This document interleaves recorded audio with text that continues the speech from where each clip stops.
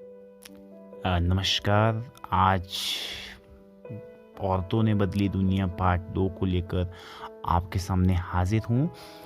Part में आगे बढ़ने से पहले जो हमने पिछले कल पढ़ा उसके बारे में थोड़ी-सी एक चर्चा कर लेते हैं कि कल हमने पढ़ा कि किस तरह से जो हमारी एक प्राचीन रूढ़िवादी सोच है कि एक वर्ग विशेष ही किसी विशेष कार्य को कर सकता है। तो उस हमारी अवधारणा को, उस हमारी सोच को उस समय धक्का पहुंचा जब 61वें जो सैंपल सर्वे 2004-5 में हुआ था। उसमें जो बताया गया कि जब हम तो वैसे सोचते हैं कि जो किसान है, किसान का कार्य ज़्यादातर जो है पुरुष ही करते हैं, लेकिन उस सर्वे में ये बात सामने आई कि 82.5 महिलाएं भारत में ऐसी हैं जो किसान का काम करती हैं।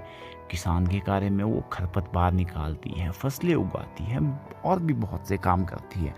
तो इस तरह से हम ये बात सोच सकते हैं कि जो हमारी एक सोच का पिंजरा है वो बहुत ही सीमित है और इस पिंजरे को इसका जो दायरा है उसको बढ़ाने की आवश्यकता है। हमारी जो सोच का दायरा है उसको बढ़ाने की आवश्यकता है। तो उसी कड़ी में तो आज हम आगे बढ़ते हुए बात करेंगे कि किस तरह से जो हमारी महिलाएं हैं वो आज के समय में अपना जो परचम है वो हर क्षेत्र में लहरा रही हैं। तो आज का हमारा जो टॉपिक है वो है कम अवसर और कठोर समानताएं। तो रोजी मैडम की कक्षा में ज़्यादातर बच्चों ने नर्स के लिए महिलाओं का और पायलट के रूप में पुरुषों के चित्र बनाए। ऐसा उन्होंने इस कारण किया कि उन्हें लगता है कि घर के बाहर भी महिलाएं कुछ खास तरह के काम ही अच्छी तरह कर सकती हैं। उदाहरण के लिए बहुत लोग मानते हैं कि महिलाएं अच्छी नर्सें हो सकती है क्योंकि वे अधिक सहनशील और विनम्र होती हैं। इसे परिवार में स्त्रियों की भूमिका के साथ मिलाकर देखा जा सकता है।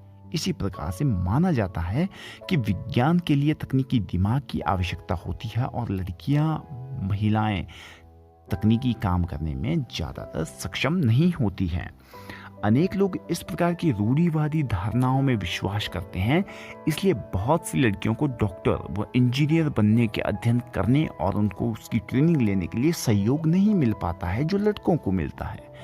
अधिकांश परिवारों में स्कूली शिक्षा पूरी हो जाने के बाद लड़कियों को इस बात के लिए प्रेरित किया जाता है कि वो शादी करके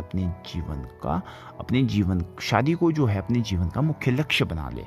ये आपके और मेरे समाज का एक कटु सत्य है, एक कड़वा सच है, लेकिन सच है। ठीक है। तो रूढ़ी को तोड़ा है। तो रेल का इंजन आदमी चलाते हैं, पर झारखंड के एक गरीब आदिवासी परिवार की 27 वर्षीय महिला लक्ष्मी लाकरा ने इस धारा का रुख बदल दिया है। उत्तरी रेलवे की वह पहली महिला इंजन चालक है। क्यों लग गया ना आपकी सोच को धक्का और मेरी सोच को धक्का कि जो रेलवे को जो चालक है वो तो पुरुष ही हो सकता है, लेकिन झारखंड की एक गरीब आदिवासी परिवार की 27 वर्षीय महिला लक्ष्मी लाकरा ने मेरी और आपकी इस सोच को बदल दिया है। मेरी और आपकी इस सोच को चैलेंज किया है उन्होंने और ये करके बताया है कि वे महिलाएं भी जो रेलवे है, वो जो रेल है उसको चला सकती हैं, उसके चालक बन सकती हैं। ठीक है।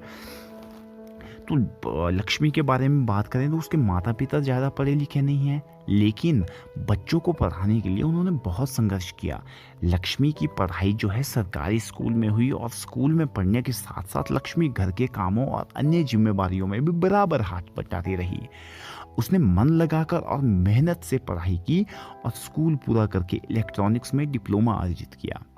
फिर वह रेलवे बोर्ड की परीक्षा में बैठी और पहली ही कोशिश में पास भी हो गई। लक्ष्मी कहती है कि उसे चुनौतियों से लड़ना बहुत पसंद है और जैसे भी कोई ये कहता है कि फलां काम लड़कियों के लिए है ही नहीं, तो मैं उसे करके ही रहती हूँ। उसे वो चैलेंज समझ के अपना काम करती है। लक्ष्मी के जीवन में ऐसा अनेक अवसर आते हैं। जब वो इलेक्ट्रॉनिक्स करना चाहती थी तो उसने पॉलिटेक्निक में मोटरसाइकिल बनाई और तब उसने तय किया कि वो इंजन ड्राइवर बनेगी।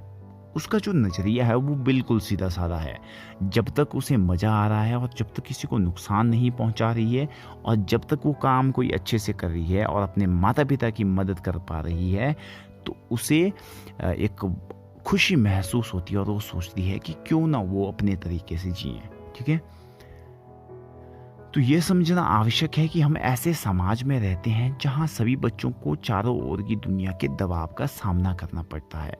कभी ये दबाव जो है बड़ों की अपेक्षाओं का दबाव होता है, और कभी जो है हमारे अपने ही जो दोस्त हैं वो गलत तरीके से चिढ़ाने के कारण पैदा हो जाता है।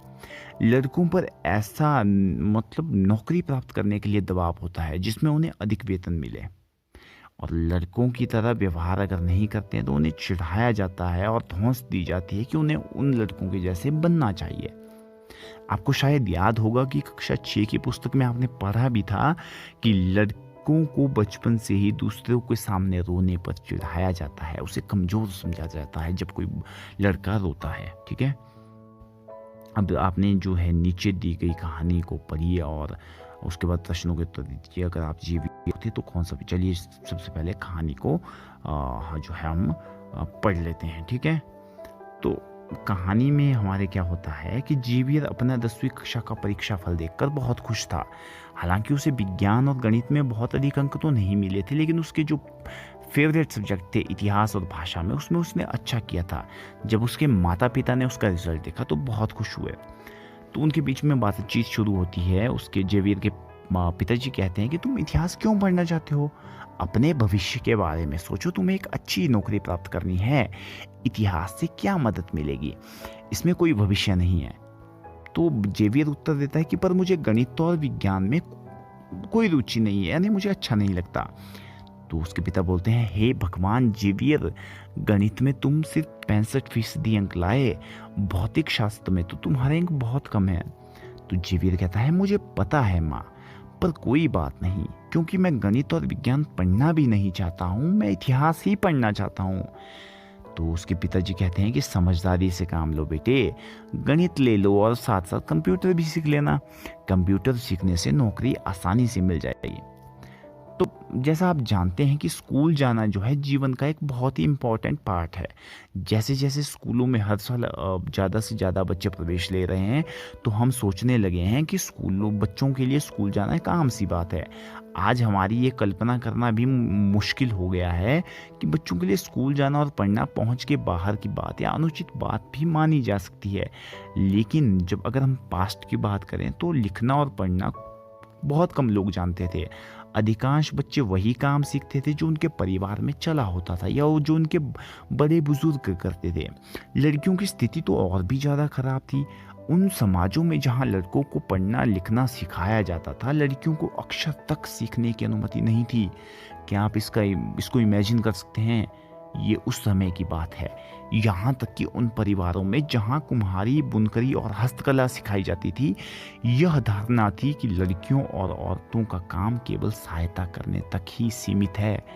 उदाहरण के लिए कुम्हार के व्यवसाय में स्त्रियां मिट्टी इकट्ठा करती थी और बर्तन बनाने के लिए उसे तैयार करती थी, क्योंकि वो चाक नहीं चलाती थी जिसमें हम जो है मिट्टी के बर्तन बनाते हैं। ठीक है, इसलिए उन्हें कुम्हार भी नहीं माना जाता था। देखिए आप, इतनी जो है पुराने समय में लड़कियों से भेदभाव, जो स्त्री जाति है उससे भेदभाव किया जाता रहा है।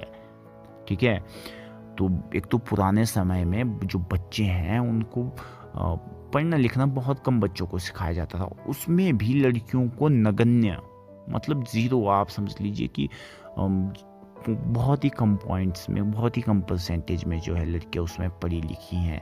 अगर आप अपनी दादी से बात करें, अपनी परदादी से बात करें, तो आप लोग बिल्कुल इसका आपको एक क्लियर आइडिया हो जाएगा कि उस समय लड़कियों की शिक्षा पर कितना कर ध्यान दिया जाता था।